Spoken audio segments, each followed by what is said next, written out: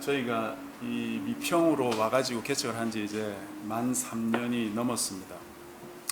개척하고 나니까 개인적인 시간이 많아져서 참 좋지만, 또 다른 한편으로 매주 설교를 준비하고 또 성경 공부를 준비하는 것이 참 부담이 되기도 합니다. 예전에 그 사랑의 교회 옥하는 목사님이 생전에 자기 정년 되기 전에 은퇴를 하면서 은퇴하는 이유가 뭐냐 하고 여쭈었을 때, 그 중에 가장 큰 이유 중에 하나가 설교를 준비하는데 부담이 너무 크다, 그런 이야기를 한 적이 있습니다. 제가 부목사로 이 교회 저 교회 다니면서 주일학교 학생이나 청년부 학생들과 함께 하나님 말씀을 나눌 때는 그것이 과연 옥하는 목사님 말씀이 얼마나 참 진정성이 있을까, 진짜 그것 때문에 그만두시는 걸까, 그런 생각을 했는데, 이렇게 개척을 하고 저 혼자서 이제 말씀을 준비해야 되고, 지금 3년이 넘었으니까요, 매주마다 한 주도 빠뜨릴 수도 없고 A4지 한 7장에서 한 9장 정도, 폰트는 12폰트, 줄간격 200으로 해가지고 매주마다 이렇게 만들어내는 것이 보통 일이 아니구나, 그런 생각 참 많이 합니다. 그래서 참 이 옥하는 목사님 말씀도 생각나고 그러는데요. 그럼에도 불구하고 한편 또 나름 여유가 생기기 때문에 여러 가지 생각들을 많이 하면서 나 자신을 좀 돌아볼 수 있게 되는 것 같습니다. 무언가를 생각해 볼 충분한 시간을 가지면 사람은 아마 자기 자신에 대한 생각을 많이 하게 되는 것 같아요. 몇 주 전에도 제가 이 말씀을 드렸는데, 나라는 존재는 과연 누구인가? 또는 나는 무엇인가? 나는 어디로 와서 어디로 가는가? 성경에 보면 그 모든 근원을 하나님으로 제시하고 있는데, 과연 그 말이 옳을까? 신이 없다고 하는 사람들도 있는데 도대체 누구의 말이 옳은가? 어떤 철학자의 말처럼 우리 인간이라는 존재는 그냥 이 세상에 내던져진 존재가 아닐까? 정말 내 존재의 의미라는 걸 발견할 수 있을까? 우리가 세상을 바쁘게 살아가다 보면 이런 생각을 잘 안 합니다. 아니, 못하게 되죠. 그러나 우리 그리스도인들은 의식적으로 이런 생각을 가끔씩 해봐야 됩니다. 근원으로 거슬러 올라가는 생각, 이런 생각을 가지지 않으면 속세에 파묻혀서 그냥 살기가 쉽죠. 우리가 쉽게 속세라고 말하는 이 세상은 참으로 놀랍고 정말 거대하고 도무지 우리의 머리로 이해할 수 없는 일들이 많이 벌어지고 있는 세상입니다.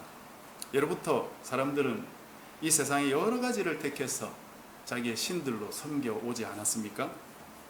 너무도 신비하고 자기 머리로 다 이해할 수 없는 것들이죠. 그래서 때로는 해, 때로는 달을 선택해서 내가 저것을 신으로 섬겨야겠다, 그렇게 인간들이 살아왔습니다.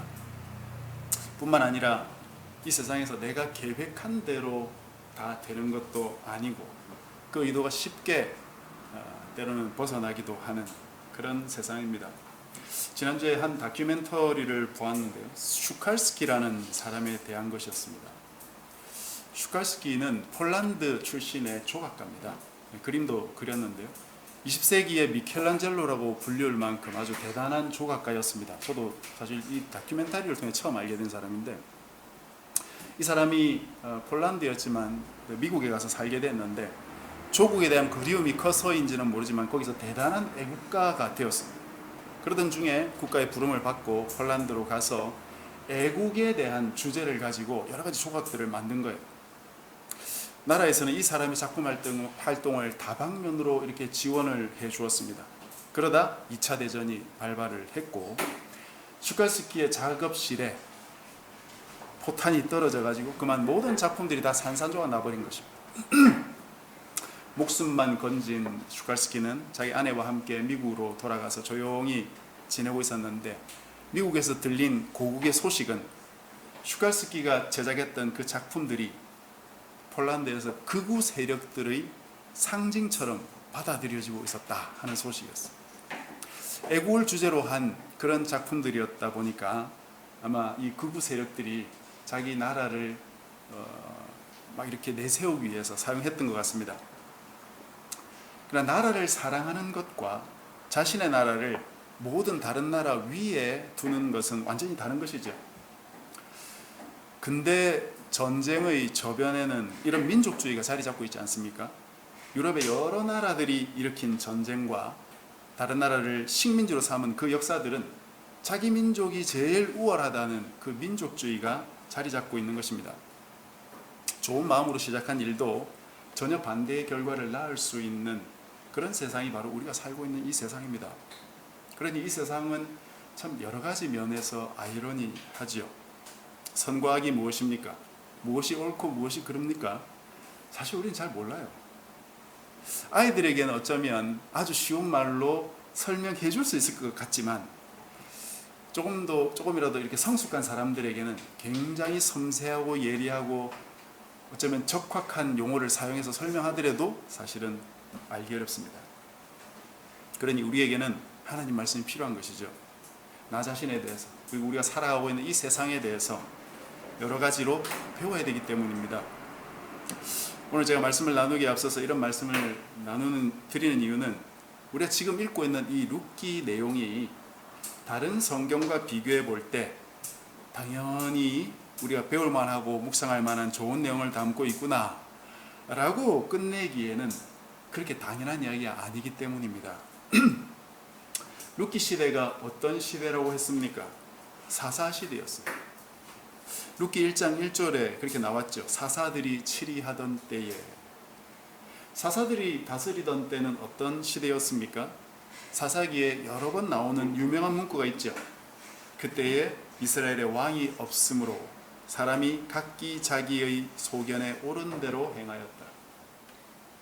여기에 왕이 없다는 건 하나님의 뜻대로 다스리는 왕을 뜻할 수도 있지만 궁극적으로는 하나님 그분이 왕이신데 그분을 백성들이 인정하지 않았다는 것이고, 그러니까 순종하지 않았다는 것이고요, 자기 마음대로 살았다는 것입니다. 하나님을 왕으로 인정하지 않고 자기 뜻대로 사는 삶은 다른 말로 하면 자기 자신을 왕으로 모신 삶이죠. 내가 왕이 되어 살면 얼마나 행복할까요? 나 하고 싶은 대로 다 하면 정말 행복할까요? 아마 우리 중에 대부분은 그렇게 살아보지 않아도 별로 행복하지 않을 것 같다는 사실을 아마 직감적으로 느낄 겁니다. 그런데도 한 번 정도는 내가 해보고 싶은 거 다 해보고 싶은 그런 마음을 가지게 되지 않습니까? 내가 하고 싶은 대로 다 하면서 살면 어떻게 될까? 궁금하신 분들은 사사기를 잘 읽어보시면 됩니다. 사사기 내용은 계속해서 같은 패턴이 반복됩니다. 백성들이 자기 마음대로 사니까 죄를 짓게 되지요. 죄를 지으면서도 그것이 죄인 줄 모르고 그 죄의 심각성을 모르니까 죄 속에 파묻혀 살게 됩니다. 그러나 하나님은 그걸 보실 수 없기 때문에 심판을 하시죠. 주변의 여러 나라들이 이스라엘을 침략하고 그들을 종으로 삼고 노역을 시키면서 괴롭힙니다. 그러면 어떤 나라가 어떻게 되겠습니까? 그 나라가 괴로우니까 백성들이 하나님께 살려달라고 부르짖죠.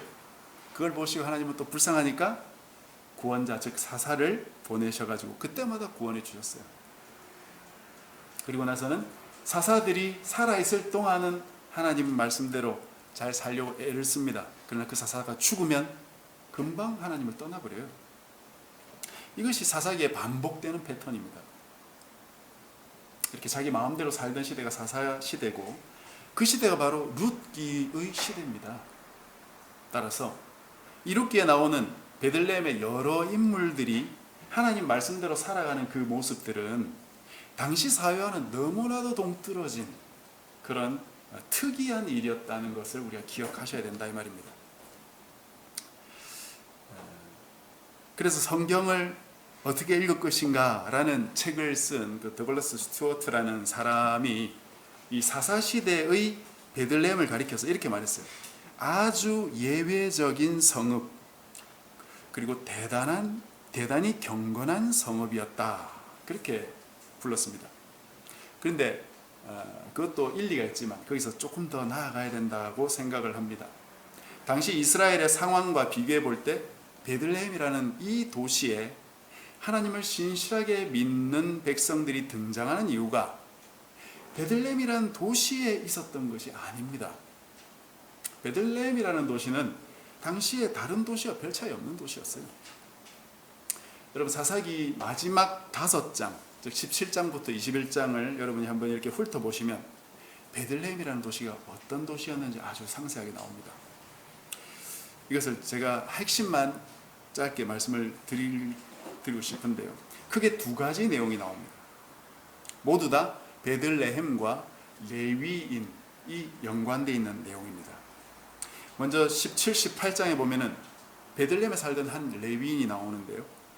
이 사람이 거주할 곳을 찾다가 베들레헴을 떠나가지고 에브라임, 조금 더 북쪽으로 에브라임이라는 곳에 가서 미가라는 사람의 집의 제사장으로 취직을 해요. 아마도 이 레위인은 베들레헴에서 일자리를 잃어버렸던 것 같습니다.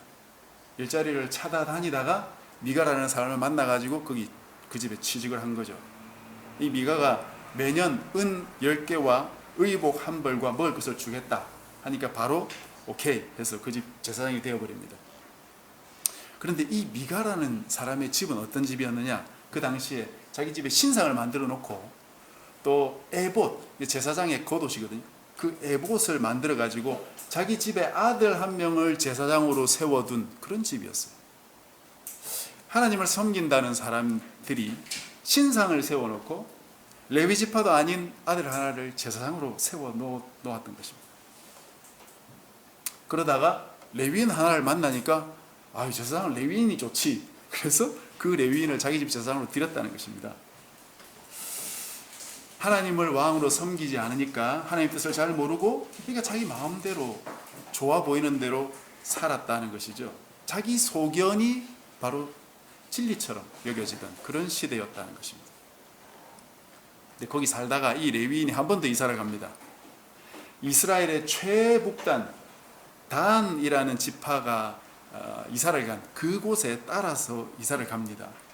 무슨 연고인고 하니까 이 레위인이 미가의 집 제사장으로 있을 때 단 지파 사람들이 한번 찾아온 적이 있었어요. 당시에 이 단 지파 사람들이 받았던 기업은 그 땅은 블레셋 지역의 인접 지역이었거든요. 그러니까 블레셋이 자주 침입해 들어오고 또 아모리 족속들이 가나안의 한 족속인 그 아모리 족속이 계속해서 침입하니까 너무 괴로웠던 거죠. 하나님은 요소를 통해 가지고 그 지역을 너희들이 취해서 너희 땅으로 삼고 거기 살아라고 했는데 너무 힘드니까 피해 가지고 저 다른 데로 이사를 가버린 것입니다. 그때 이제 이사 가기 전에 어디가 좋을까 여기저기 찾아다니다가 미가의 집에 들러서 이 제사장을 만나게 되고 그래서 이 제사장한테 너 우리 따라가지 않겠느냐? 지금 여기 있으면 이 집의 제사장일 뿐이지만 우리와 따라가면 한 지파 전체의 제사장이 된다. 그래서 꼬셔가지고 데리고 가버린 것입니다. 이 사람이 베들레헴 출신의 레위인이에요. 요즘 말로 하면 역사와 전통을 자랑하는 무슨 신학대학교 출신 목사였던 셈이죠.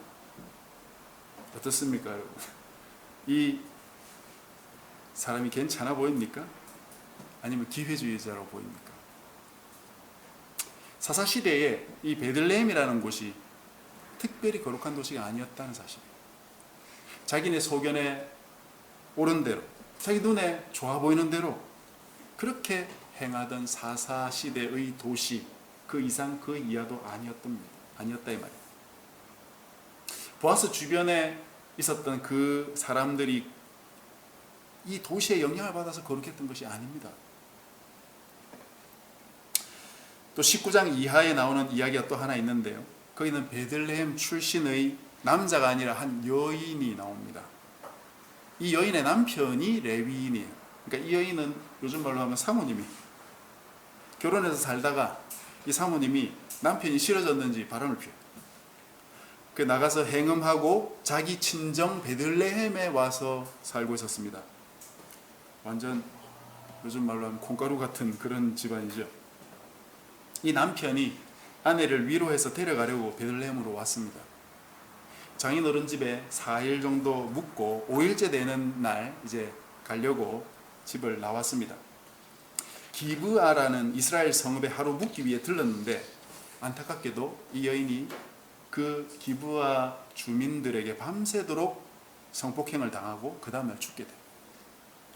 이런 악한 일이 이스라엘에서 벌어진 것에 분개해서 이 남편이 자기 아내의 시신을 12조각 내서 이스라엘 12지파에 보냅니다. 이스라엘 지파 전체가 그 시신을 보고 이건 도무지 용납할 수 없다.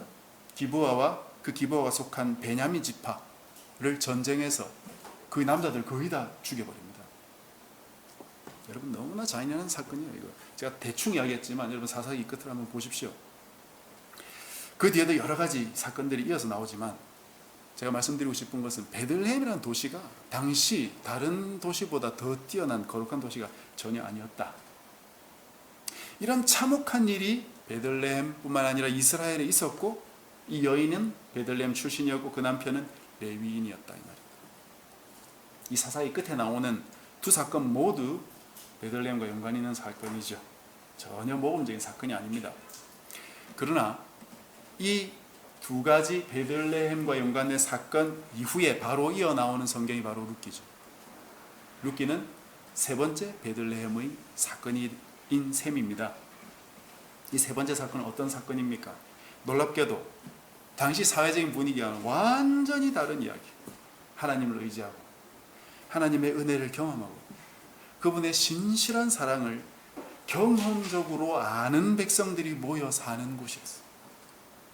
비록 자기에게 손해가 있더라도 고아와 과부와 나그네를 보살피라는 하나님 말씀을 따르고 가난한 자들이 이삭을 줍도록 허락했고 또 이삭을 줍는 자들을 위해 추수한 곡식을 일부러 땅에 버리기까지 하는 그런 신실한 하나님의 사람들이 이 룻기 안에는 모여 있습니다.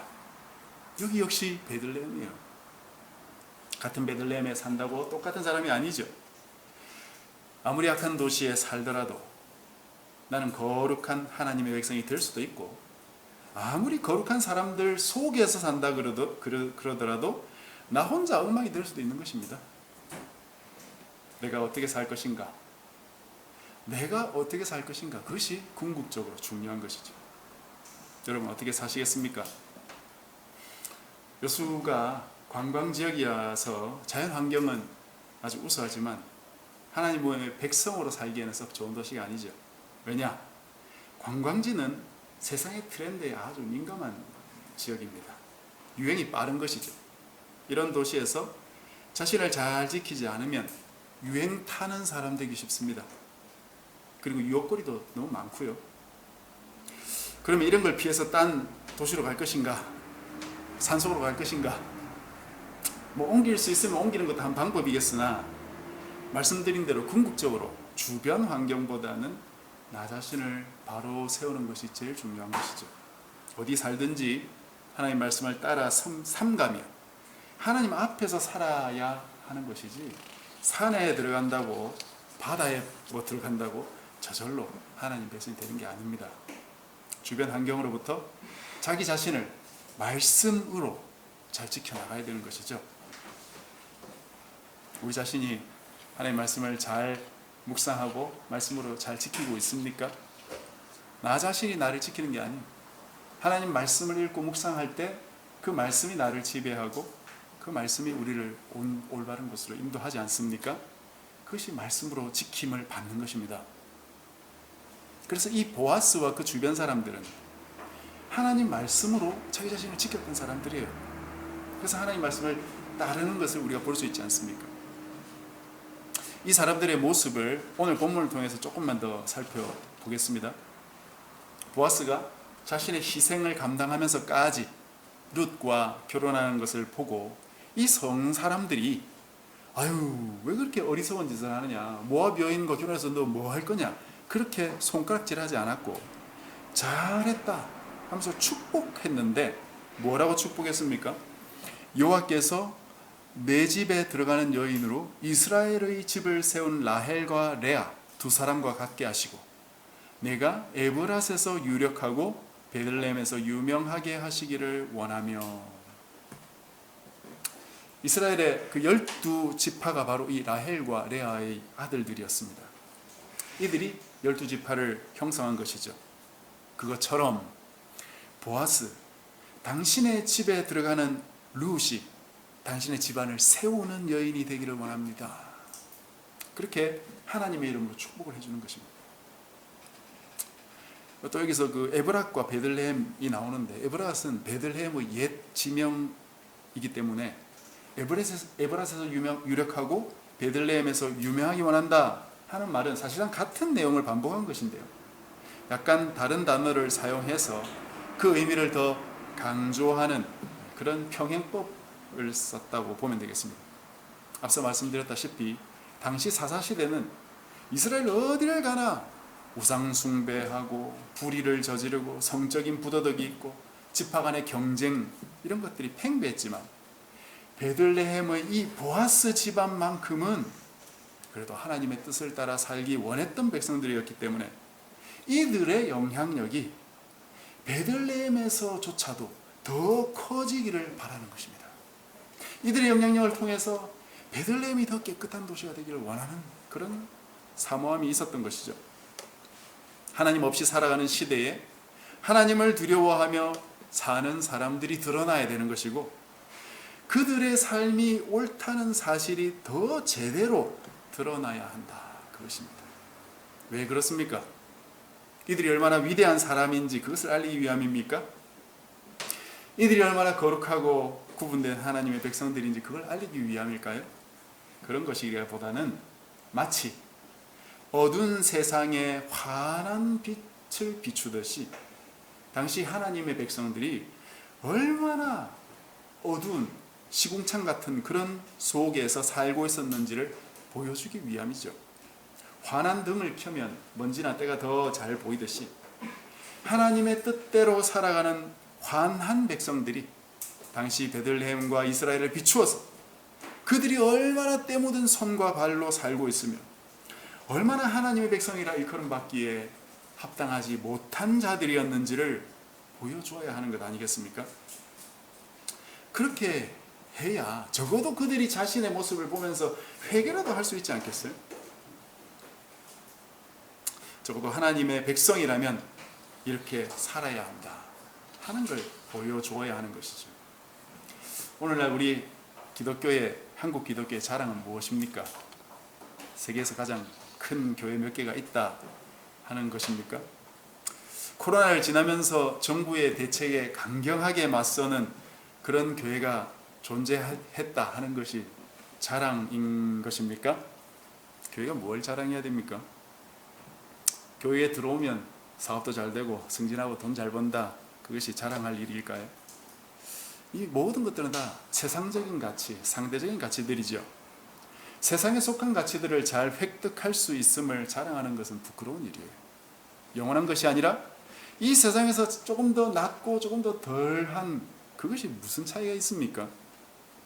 우리가 할 수 있는 자랑은 그저 우리가 하나님의 백성이라는 사실, 그것밖에 없는 것입니다. 그게 세상 사람들이 보기에는 자랑이 아닐지 몰라도 우리는 하나님 백성됨을 자랑해야 되는 것입니다. 바울이 뭐라고 했습니까? 자랑하는 자는 주 안에서 자랑하라. 그게 무슨 말입니까? 이것은 바울이 예레미야 말씀을 인용한 것인데, 제가 추보 뒷면에 인쇄해 뒀으니까 한번 보십시오. 예레미야 9장 23, 4절인데 이 말씀입니다. 여호와께서 이와 같이 말씀하시되 지혜로운 자는 그의 지혜를 자랑하지 말라. 용사는 그의 용맹을 자랑하지 말라. 부자는 그의 부함을 자랑하지 말라.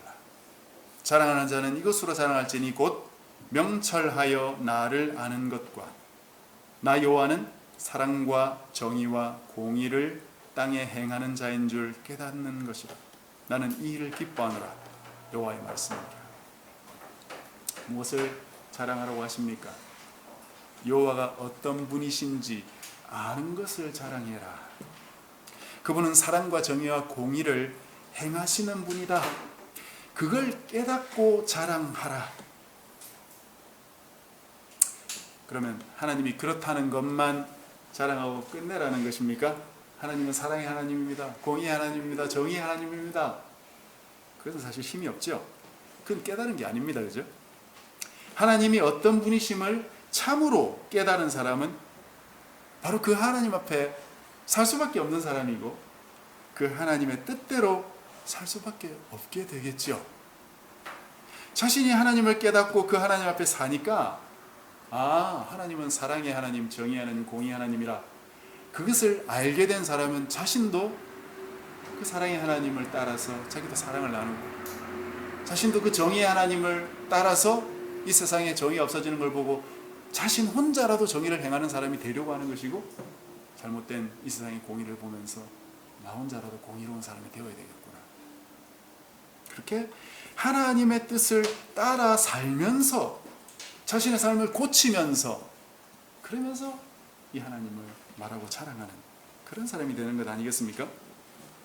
비록 살다가 실수를 했더라도 이게 아니지 하면서 빨리 고치고 하나님의 뜻을 원하는 방향으로 내 삶을 바로잡아가는 그런 삶이 되는 것이지, 끝까지 자신의 삶을 고치지도 않고 거짓말하고 자기가 한 일을 안 했다고 거짓말하는 그런 사람은 하나님 백성이 아닙니다.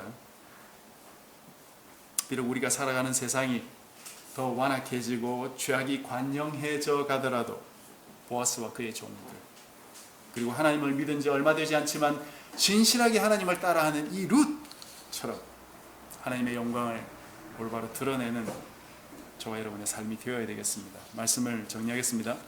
사사시대는 하나님의 백성이 하나님의 백성처럼 살지 않았던 시대입니다.